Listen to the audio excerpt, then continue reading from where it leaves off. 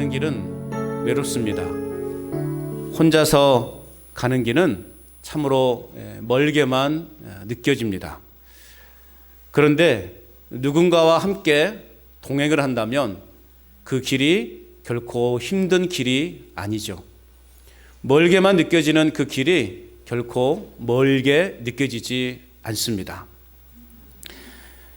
험난한 인생길 위에 나 혼자 홀로 서 있다라고 하는 그 자체가 오늘 우리에게는 좌절감으로 다가오게 됩니다. 험난한 이 세상 가운데 나 홀로 외로이 서 있다라고 생각되어지는 그때 우리에게는 절망감이 찾아오게 되는 것이죠. 그런데 주님이 나와 함께 하고 계시다라고 하는 사실을 믿을 때 우리는 아무리 멀고 험난한 길을 걷고 있다 할지라도 우리 마음에 즐거움이 있고 우리 마음속에 기쁨이 있고 또 소망 중에 우리는 우리의 인생의 그 길을 걸어갈 수 있다는 사실을 믿으시기 바랍니다. 2023년 여러분들에게는 어떠한 일들이 있었습니까? 각각의 많은 일들을 경험하며 아마 올 한 해를 보내오셨을 것입니다.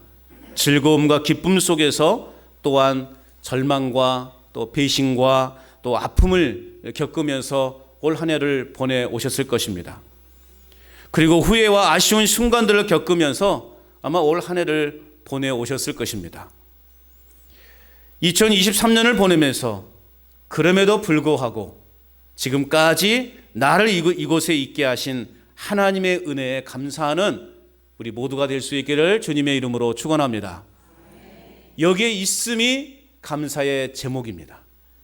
여기에 있음이 하나님의 은혜임을 믿습니다. 여러분의 생각을 지나온 생활들을 되돌아보십시오. 위기의 순간들이 얼마나 많았습니까? 고통의 순간이 많았어요. 절망과 좌절의 순간이 많았어요. 두려움의 순간들이 많았어요.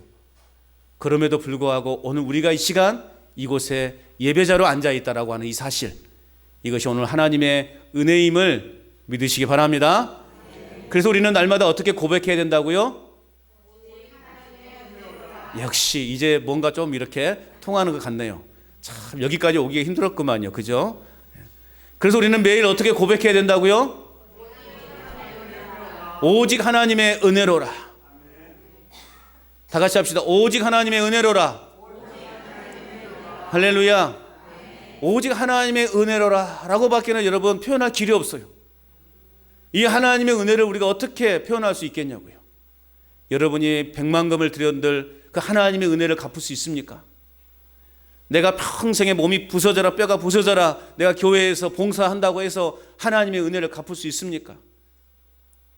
하나님이 우리에게 행하신 그 놀라운 일들을 여러분 어떻게 표현하시겠습니까? 아무리 뛰어난 예술가라도 그 하나님의 은혜를 충분하게 표현하지 못해요. 그래서 우리는 고백하는 거예요. 뭐라고 고백한다고요? 뭐라고 고백한다고요? 아멘. 참으로 다사다난했던 한 해 아니었습니까? 국가적으로도 나라적 사회적으로도 또 교회적으로도 여러분 가정과 개인적으로도 참으로 다사다난했던 한 해였어요. 그럼에도 불구하고 오늘 우리가 이 송년 주일에 이곳에서 예배자로 앉아있다고 하는 이 자체가 하나님의 은혜임을 믿습니다. 오늘 우리가 읽은 본문의 말씀 역시 지난 일들을 돌아보면서 함께 하신 그 하나님의 은혜에 감사하는 신앙 고백적인 시다라고 그렇게 말씀을 드릴 수 있어요. 오늘 10절 말씀을 보시면 주의 손이 나를 인도하시며 주의 오른손이 나를 붙드시리이다 그렇게 고백하고 있습니다. 나의 손이 아니에요. 나의 손이 아니고 내가 가지고 있는 능력과 지식이 아니에요. 내가 가지고 있는 인맥이 아니라고요. 내가 손에 쥐고 있는 권력이 아니라고요. 누구의 손이? 주의 손입니다. 주님의 강한 오른손이 나를 인도하셨고 나를 붙들어 주셨다라고 그렇게 고백하고 있는 거예요. 오늘 이 시의 지은이는 다윗입니다. 여러분 다윗의 인생 어떤 인생이었습니까? 그야말로 파란만장한 인생 아니었습니까? 이유 없이 쫓김을 당해야 했어요. 믿었던 사람들로부터 배신을 당해야만 했습니다. 수치스럽고 치욕적인 순간도 다윗의 인생 가운데 있었어요. 더 나아가서 죽음의 위협을 얼마나 많이 겪었는지 모릅니다. 그러나 그런 인생 중에 나의 손이 아니라 주님의 손을 바라보았고 주님이 함께 하심으로 기쁨을 누리며 살아올 수 있었다라고 고백하고 있는 것입니다. 주님의 손입니다. 나의 손이 아니라, 나의 지식이 아니라, 나의 권력이 아니라, 나의 물질이 아니라 오직 주님의 손이. 그렇다면 오늘 우리는 본문을 통해서 하나님의 은혜는 무엇인지, 하나님의 은혜가 도대체 무엇인지, 오늘 나의 인생 가운데 베풀어 주신 하나님의 은혜가 무엇인지를 한번 구체적으로 살펴보기를 원합니다. 첫째는요, 그 하나님은 나에 대해서 나보다 더 잘 아시는 분이라는 거예요. 나에 대해서 나보다 더 잘 아시는 분이 누구라고요? 하나님이시라고요. 자, 1절 말씀 우리 같이 한번 읽어봅니다. 1절 다 같이 읽어봅니다. 시작. 여호와여 주께서 나를 살펴보셨으므로 나를 아시나이다. 자, 하나님께서 나를요 샅샅이 살펴보셨기 때문에 나에 대해서 훤히 알고 계신다 말씀하고 있어요. 하나님이 나를 샅샅이 살펴보시고 나를 아신다라고 하는 것은 결국 하나님이 그만큼 나를 사랑하신다라는 거예요. 사랑하기 때문에 나를 아시는 것이지, 하나님이 나를 사랑하지 않는다면 하나님이 나에 대해서 일부러 샅샅이 아실 이유가 없는 것이죠. 내가 사랑하고 내가 좋아하는 사람이니까 저 사람의 좋아하는 음식이 뭐고, 또 저 사람이 좋아하는 또 이 일반적인 그 취미는 뭐고, 그가 싫어하는 게 뭐고, 우리는 그것을 파악하려고 하는 거 아니겠습니까? 하나님이 우리를 너무나 사랑하시기 때문에 하나님은 우리에 대해서 나보다 나를 더 잘 아시는 분이라는 거예요.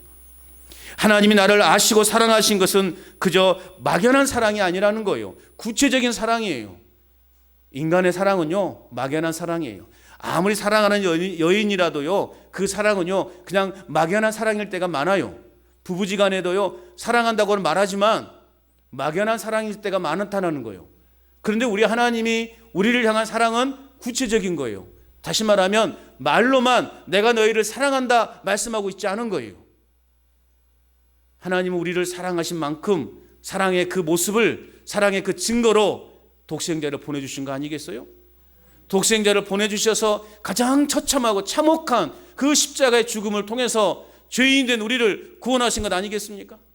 이게 하나님이 우리에게 보여주신 구체적인 사랑의 모습이라는 거예요. 이렇게 여러분 사랑을 보여줄 수 있어요? 내가 아무리 사랑하는 사람이라 할지라도 내가 그 사람에 대해서 목숨을 대신할 수 있겠냐고요. 사랑하는 아들이 죽었어요. 그런 부모들의 말은 뭡니까? 내가 대신 죽어야 되는데, 내가 먼저 죽어야 되는데 나도 데리고 가라. 사랑하는 남편, 아내가 죽었어요. 나도 같이 데리고 가. 속으로는 어떻게 할까요? 지금은 아니야. 이게 우리 솔직한 마음 아니에요? 그래요, 안 그래요? 네, 알았어요. 차마 표현하지 못하겠죠. 네. 그게 우리 솔직한 마음 아니겠습니까? 나도 같이 데리고 가! 라고는 하지만 속으로는 아직은 때가 아니야. 먼저 가 있어. 그런 의미 아니겠어요? 이게 인간의 사랑은 막연한 사랑인 거예요. 그런데요, 우리 하나님의 사랑은 구체적인 사랑이었다라는 거죠. 그래서 오늘 다윗은 고백하고 있는 거예요. 여호와의 주께서 나를 살펴보셨으므로 나를 아시나이다. 또한 다윗은 오늘 시를 통해서 반복해서 하나님이 자기 자신을 아신다 그렇게 고백하고 있어요. 2절 말씀 같이 읽어봅니다. 2절 시작. 주께서 내가 앉고 일어섬을 아시고 멀리서도 나의 생각을 밝히 아시오며. 자, 이 말씀은 하나님이 나의 앉고 일어서는 일상적인 활동과 평범한 일까지도 다 아신다라는 거예요. 심지어는 나의 생각까지도 아신다고 말씀하고 있는 거예요. 이런 하나님이에요. 또 3절을 읽어볼까요? 시작. 나의 모든 길과 내가 눕는 것을 살펴보셨으므로 나의 모든 행위를 익히 아시오며. 내가 길을 가거나 내가 누워 있거나 다 살피고 나의 모든 행실을 다 알고 계신다 말씀하고 있는 거예요. 또 4절도 읽어봅니다. 시작. 여호와여 내 혀의 말을 알지 못하시는 것이 하나도 없으시니이다. 내가 혀를 놀려 아무 말도 하지 않아도 내가 무슨 말을 하려고 하는지까지도 하나님이 아신다라는 거예요. 하나님은 이런 하나님이세요. 여러분, 우리가 1절에서 4절까지 말씀을 읽었는데 여러분 눈에 좀 띄는 그러한 말들을 혹시 찾으셨습니까? 역시 우리 김 지사님이 병원에서 은혜를 받더니 말씀을 보는 눈이 확 열렸네요. 우리가 1절에서 4절 말씀을 통해서 우리가 계속적으로 반복적으로 등장하는 말들이 있어요. 제가 성경을 읽을 때는 반복되는 말, 반복되는 표현에 주목하라 말씀하셨죠? 말씀드렸죠? 한 사람밖에 대답을 안 하신다. 제가 이걸 몇 번을 말을 했는데 올 1년 내내 내가 말한 것 같은데 말이죠. 반복되는 말, 반복되는 표현에 집중하라고 말씀을 드렸잖아요. 그래도 대답이 시원찮은데 일단 넘어가겠습니다. 자, 1절 말씀에 보면 살펴보셨으므로 나를 아시나이다 표현하고 있어요. 또 2절 말씀에도 보니까 아시고 아시오며 말씀하고 있어요. 또 3절 말씀에도 살펴보셨으므로 아시오며, 4절에도 알지 못하시는 것이 하나도 없으시니이다 말씀하고 있어요. 여러분, 천지 만물을 창조하신 하나님께서 미천한 자기 자신을 알아주신다는 사실에요, 다윗은 지금 감격하고 있는 거예요. 전지전능하시고 천지를 창조하신 그 하나님이 미천한 나를 이렇게 알고 계시다니, 다윗은요 지금 감격해 있는 거예요. 그래서 감탄사를 연발하고 있는 거예요. 나를 아시다니, 나를 아시다니. 여러분, 세상에 좀 유명한 사람이 나를 안다고 생각해 보세요. 이건 평생 자랑 아닙니까? 어쨌든 어떻게 해서든지 그 사람과 연관시켜서 공통부문을 찾아서 내가 자랑하고 싶은 것이 우리 사람 아닙니까? 그래서 선거철만 되면 대통령과 사진 찍은 그 사진을 이제 포스터에 붙여가지고 나 대통령하고 친한 사람이라고 하면서 이렇게 선거운동하는 그런 또 후보자들이 많이 있죠. 어떤 위대하신 분이, 능력 많으신 분이 나를 아신다. 대단한 일인 것이에요. 오늘 다윗은 그것을 지금 고백하고 있는 거예요. 이와 같은 것을 뭐라고 말하냐? 하나님의 전지하심이라고 표현해요. 하나님의 전지하심. 우리가 전지전능하신 하나님이라는 표현을 쓰잖아요. 그 중에 하나님의 전지하심. 전지하심이라는 말은 나무를 전지한다는 게 아니라, 이 전지하심의 의미는 하나님께서 모든 것에 대해서 완전한 지식을 가지고 계신다라고 하는 의미예요. 그래서 우리는 하나님의 성품을 말할 때 하나님은 전지하신 분이다. 하나님은 모든 것에 대해서 완전한 지식을 갖고 계신다라는 거죠. 그도 그럴 것이, 여러분, 하나님이 직접 당신의 손으로 창조하셨으니 그거의 사용 용도에 대해서 누구보다 더 잘 알고 계시는 거 아니겠어요? 이 마이크를 개발한 사람이 이 마이크의 기능에 대해서 누구보다 잘 알고 있잖아요. 아무리 여러분 공부를 많이 하고 똑똑한 사람이라도요, 내가 이것을 공부하지 않으면 이 마이크의 기능을 몰라요. 어떻게 키는 건지, 어떻게 사용하는지 몰라요. 이 마이크를 만든 사람만이 이 마이크를 최대의 어떤 효과를 만들어낼 수 있는 거죠.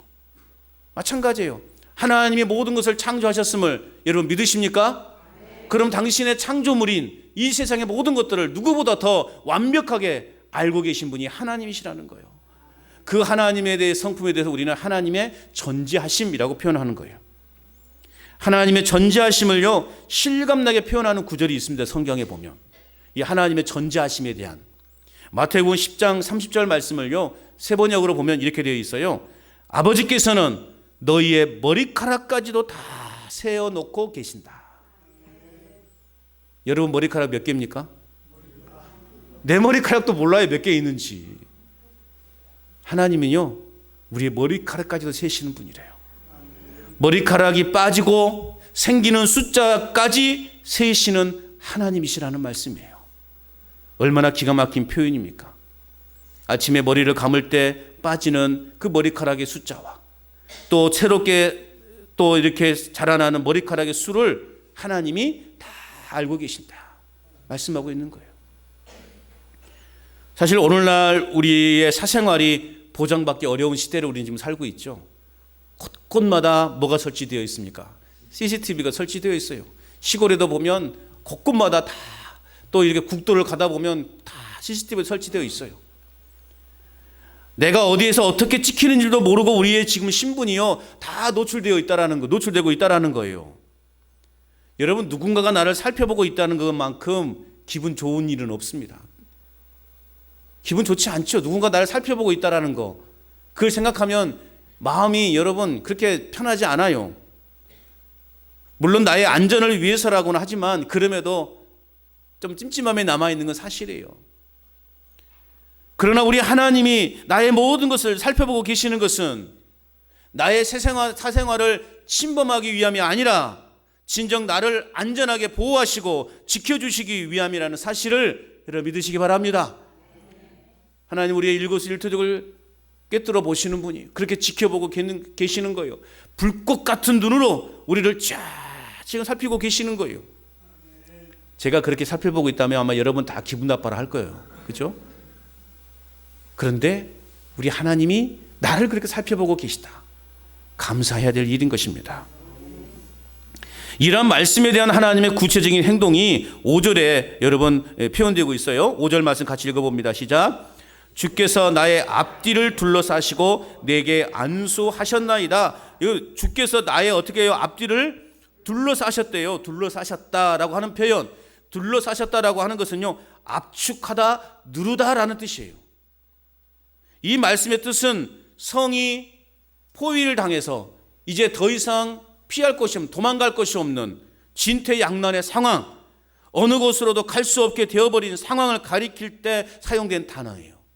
하나님이 우리를 앞뒤를 둘러싸셨대요. 도망갈 수도 없대요. 이는 좌우 앞뒤 어느 곳에서도 존재하시는 하나님의 또 성품이 나오는데 하나님의 이것을 편재성이라고 말해요. 편재성.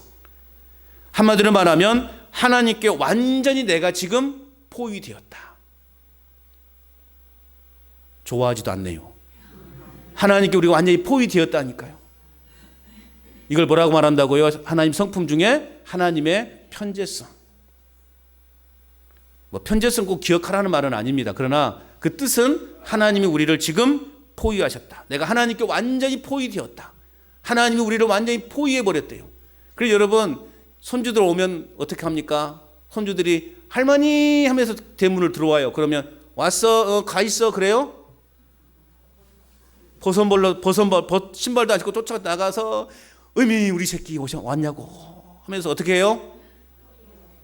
어떻게 해요? 앉잖아요. 안 와도 그냥 대충 하나요? 의미 좋은 거 그러지 않아요? 꽉 끼얹잖아요. 막 끝은 막 깨물고 싶고 막 그냥 애가 애 손주가 막 할머니 나 숨 막혀 할 정도로 그렇게 막 꽉 끼얹지 않아요? 네. 그렇다니까요. 그러지 않은 할머니는 문제 있는 할머니예요. 네. 그렇게 깨어난 거예요. 하나님이 우리를 그렇게 깨어나신다는 이게 하나님의 편재성. 우리가 하나님의 포위된. 그럼 나가지도 못하는 거예요. 하나님 지금 숨 막혀요. 곧 죽을 것 같아요. 하나님이 그렇게 우리를 꼭 깨어나 주시는 거예요. 그러므로 하나님의 편재성은 내 인생에 두려움을 주기도 하지만 안도감을 주기도 하는 하나님의 속성을 말하는 것입니다. 또 오늘 말씀해 보니까 이제 전쟁에서 이러한 진퇴양난에 빠지는 것은 그 위험하고 두려움의 그러한 순간이지만 오늘 하나님이 나를 앞뒤로 둘러싸셨다, 포위되었다 라고 하는 말의 뜻은 이제 뒤에 말씀해 보면 나에게 안수하셨나니라는 언급으로 볼 때 하나님이 우리를 포위하신 목적은, 포위하신 이유는 우리에게 안수하시기 위해서. 안수라는 건 뭐예요? 나에게 복을 내려주시고 나를 안전하게 보호해 주시기 위해서 우리 자신들을 완전히 포위하셨다라고 그렇게 지금 다윗은 고백하고 있습니다. 그렇기 때문에 오늘 우리의 인생에 있어서 가장 복되고 성공적인 삶은 뭐냐? 하나님의 말씀에 순종하고 하나님을 의지하는 삶을 살아가는 거예요. 그러한 삶이 가장 복된 삶인 거예요. 그러한 사람만이 하나님의 그 전지하심과 하나님의 그 편재성을 여러분 누릴 수 있고 경험할 수 있게 되는 것입니다.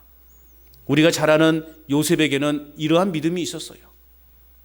그래서 그는 노예로 끌려갔잖아요.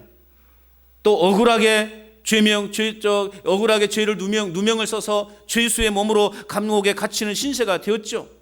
그럼에도 불구하고 요셉은 애굽의 총리의 자리에까지 오를 수 있었어요. 그는 하나님을 절대적으로 말씀에 순종했고 하나님을 의지했어요. 비록 내가 지금 억울한 일을 당해서 내가 감옥에 갇힌 신세가 되었지만, 그러나 우리 하나님의 사랑은 변함없고 동일하시다. 그러한 믿음이 요셉에게 있었기 때문에 요셉은 하나님을 결코 떠나지 않았다는 거죠. 다니엘도 이런 믿음을 갖고 있었어요. 비록 바벨론의 포로로 끌려갔지만 그는 결국 그 바벨론의 총리가 될 수 있었다는 거예요. 그래서 구약의 대표적인 아이돌, 아이돌 아세요? 아이돌 대화가 돼야 되는데 말이죠. 젊은 연예인들, 젊디 젊은 연예인들을 우리 보통 아이돌 스타라고 보통 이야기하거든요. 그런다고 해요. 그냥 모르라도 한다고 하시고 그러라고요. 아무튼 아주 젊디 젊은 아이들이 막 그 연예인들이 나와서 춤도 추고 노래도 부르고 막 또 이렇게 스타로 이렇게 등극한 그런 친구들을 우리는 아이돌 스타라고 말하는데요. 구약에도요, 대표적인 아이돌 스타 3명이 있습니다. 누구냐? 요셉, 다윗, 다니엘. 대표적인 아이돌 스타예요, 구약에. 아니, 그렇다고요. 그냥 뭐 심각하게 고민하지 마세요. 막 에울러가 이거 시험에 문제 나오는 건 아니니까 굳이 그거 몰라도 돼요. 아무튼 말하자면 이들은 어릴 적부터 하나님의 신실한 자녀로서의 그 신앙을 놓치지 않았다는 거죠. 요셉도 어린 나이에 하나님의 꿈을 봤고, 다윗도 어린 나이에 골리앗을 물러뜨렸고, 다니엘도 어린 나이부터 그렇게 바벨론으로 끌려갔지만 끝까지 하나님의 그 의로우심의 그 판단을 믿었기 때문에 바벨론의 총리까지 될 수 있었다라는 거죠. 결국 하나님께 포위된 자의 삶은요, 풍성함이 있습니다. 그리고 안전하다라는 거예요. 하나님이 감싸고 보호하시기 때문에 그 누구도 우리를 해치지 못한다는 거예요. 그래서 여러분, 우리가 하나님의 그 품 안에 거하고 있음이 여러분 가장 안전하고 가장 평화롭고 가장 풍요로움을 날마다 고백하며 살아갈 수 있길 바랍니다. 그리고 다윗은 신비로 가득한 이 하나님에 대해 그가 가진 모든 지식을 다 동원해도 하나님의 이러한 신비함에 압도당하고 있음을 고백하고 있어요. 이렇게 고백합니다. 6절 말씀 같이 읽어봅니다. 시작. 이 지식이 내게 너무 귀하니 높아서 내가 능히 미치지 못하니이다. 하나님의 행하신 일을 내가 가진 모든 지식을 다 동원해서 이해해 보려고 해도 여러분 도무지 이해할 수 없고 깨달을 수 없다라는 거예요. 그 깨달음이 너무 놀랍고 너무 높아서 내가 감히 측량할 수조차 없다. 그렇게 말하고 있어요.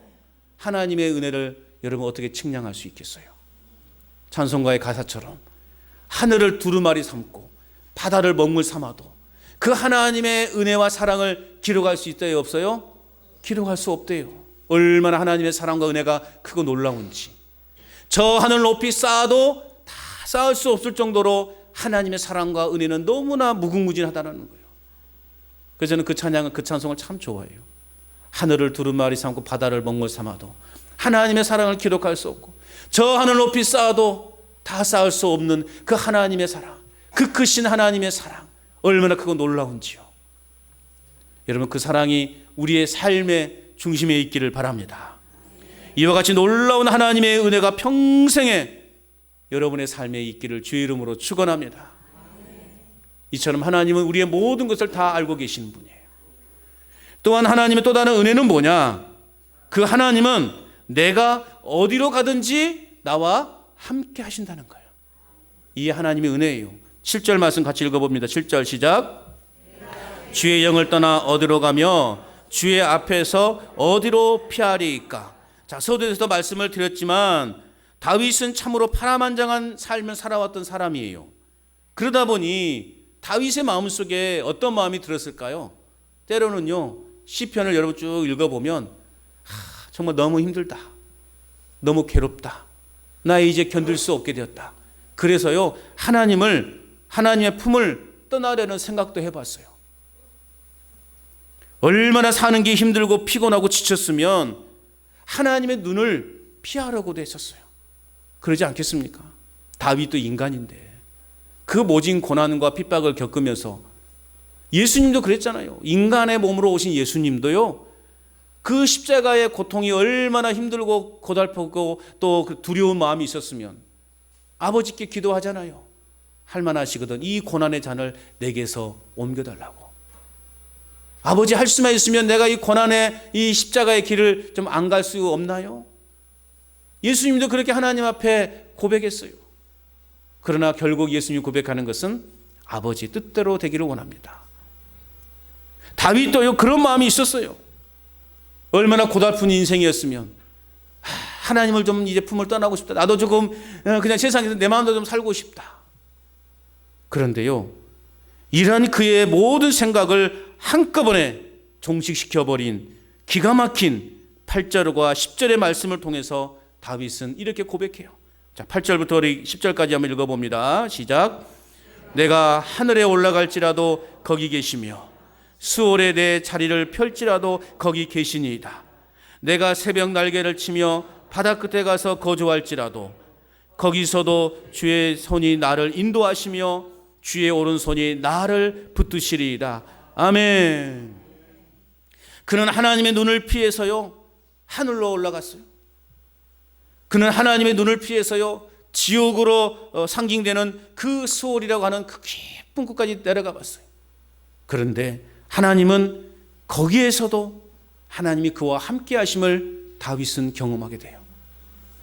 그는 자신이 도망칠 수 있는 그 힘을 다해서 새벽부터 날개를 치면서 최대한 멀리 도망가서 바다 끝에까지 도망쳤어요.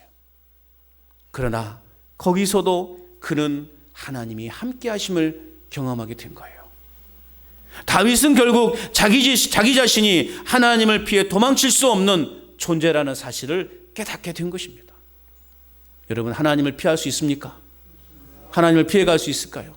피해갈 수 없어요. 우리가 아무리 나를 무엇으로 감추려고 해도 하나님의 눈을 피할 수는 없는 거예요. 하나님은 우리가 어느 곳에 있든지 그곳에 함께 하십니다. 고난받는 그 현장에 우리 하나님이 함께 하십니다. 내가 병들어서 지금 온몸이 지금 사경을 헤매는 그 자리에도 우리 하나님이 함께 하심을 믿으시기 바랍니다. 야곱이 고향을 떠나 빈들에서 잠을 자고 있는 중에 어떤 환상을 보게 됩니까? 사닥다리 하나가 땅에서 하늘로 연결되어 있고 그 사닥다리로 오르락 내리락 하는 그 환상을 보게 됩니다. 그때 하나님께서 야곱에게 이와 같이 말씀을 주십니다. 창세기 28장 15절 말씀에 보면 내가 너와 함께 있어 내가 어디로 가든지 너를 지키며 너를 이끌어 이 땅으로 돌아오게 할지라. 내가 내게 허락한 것을 다 이루기까지 너를 떠나지 아니하리라. 야곱이요, 깜짝 놀라서 잠에서 깨었어요. 그리고 그는 이렇게 외칩니다. 창세기 28장 16절. 여호와께서 과연 여기 계시거늘 내가 알지 못하였나이다. 여호와께서 과연 여기 계시거늘. 왜 이렇게 표현했을까요? 야곱은요, 하나님은 고향 그 아버지 집에만 계시는 줄 알았어요. 그런데 놀랍게도 아무도 없는 이 광야에도 하나님이 계시다니. 그래서 그는 그 땅을 뭐라고 이름집니까? 베델, 하나님의 집이라고 이름을 붙이고 그 자리에 제단을 쌓습니다. 그리고 그 땅은 하나님을 예배하는 축복의 땅이 된 거예요. 아버지 집에만 계신 줄 알았는데, 이 광야에 나 홀로만 있는 줄 알았는데 하나님이 이곳에도 함께 하시다라는 거예요. 우리 하나님은 교회 안에만 계시는 분이 아니십니다. 우리 하나님은 내가 걷는 그 순간 그 자리에 함께 하시는 거예요. 그런 하나님을 날마다 우리는 의식하며 살아가야 되는 거예요. 그저 교회 안에서만 계시는 하나님을 알고 우리는 교회 안에서만 거룩한 척 예배 잘 드리고 하나님의 백성답게 그렇게 우리가 지내다가 교회 밖에 나가서는 내 마음대로 지내는, 하나님이 안 계신 줄 알고 내 마음대로 내 생각대로 내 판단대로 그렇게 지내는 그러한 거짓된 그리스도인들이 얼마나 많은지 몰라요. 우리 하나님은 교회 안에만 계시는 분이 아니라 내가 거하는 그곳에 늘 함께 하시는 하나님으로 여러분 믿으시기 바랍니다. 지금도 하나님은 우리와 함께 하십니다. 예수님께서 이 땅에 오신 것도 임마누엘 하나님으로 오신 거예요. 임마누엘이 무슨 뜻이에요? 하나님이 우리와 함께 하신다. 하나님이 우리와 함께 하신다는 그 목적을 가지고 이 땅에 오셨고 세상 끝날까지 우리와 함께 하시겠다라고 그렇게 예수님이 말씀하셨어요. 우리와 함께 하시는 하나님을 의지하여 사망의 음침한 골짜기를 할지라도 여러분 기쁨을 얻는 믿음의 삶이 되시기를 주님의 이름으로 축복합니다. 여러분 이제 우리가 2023년 이 한 해가 우리 곁을 스쳐 지나갑니다. 지금 이곳에 숨쉬고 앉아 있음이 하나님의 은혜임을 믿으시기 바랍니다. 그럼에도 불구하고 올 한 해를 뒤돌아보면 이루지 못한 일이 너무 많아서 아쉬움이 많은 한 해였음을 또 고백하지 않을 수 없어요. 내가 도대체 올 한 해 뭘 했지? 내가 도대체 뭘 한 거야? 라고 그렇게 지금 생각할 수도 있습니다. 그런데 여러분, 그렇다고 해서 우리의 인생이 실패한 인생입니까? 그렇지 않다라는 것이죠. 하나님의 은혜라고 고백하며 오늘 이 예배 자리를 지키고 있는 이 자체가 성공적인 인생을 살아왔다는 증거임을 믿으시기 바랍니다. 그래서 여러분 고백하십시다. 나는 올 한 해 성공했다. 옆 사람에게도 고백하십시다. 성공하셨소. 네. 우리는 실패한 인생이 아니에요. 우리는 성공한 인생이라고요. 또 다른 희망과 하나님의 섭리를 기대하면서 우리는 힘차게 그래서 내일을 2024년을 우리는 향해 전진해 가야 하는 것입니다. 모세는 광야에 묻혀서요 40년의 시간을 보냈어요. 하나님께서 그를 광야에서 불러내어서 사명을 주셨는데요 그 후에도 또 40년을 모세는 광야에서 보냈어요. 그리고 이스라엘 백성들을 데리고 출애굽을 했습니다. 그런데 어떻습니까? 그 약속의 땅을 향하여 온갖 일을 겪으면서 이스라엘 백성들과 함께 그 광야 40년을 또 걸어서 약속의 땅을 이제 눈앞에 두고 있었어요. 이제 저 요단강만 건너면 그렇게도 소망하고 가고 싶은 약속의 땅이에요.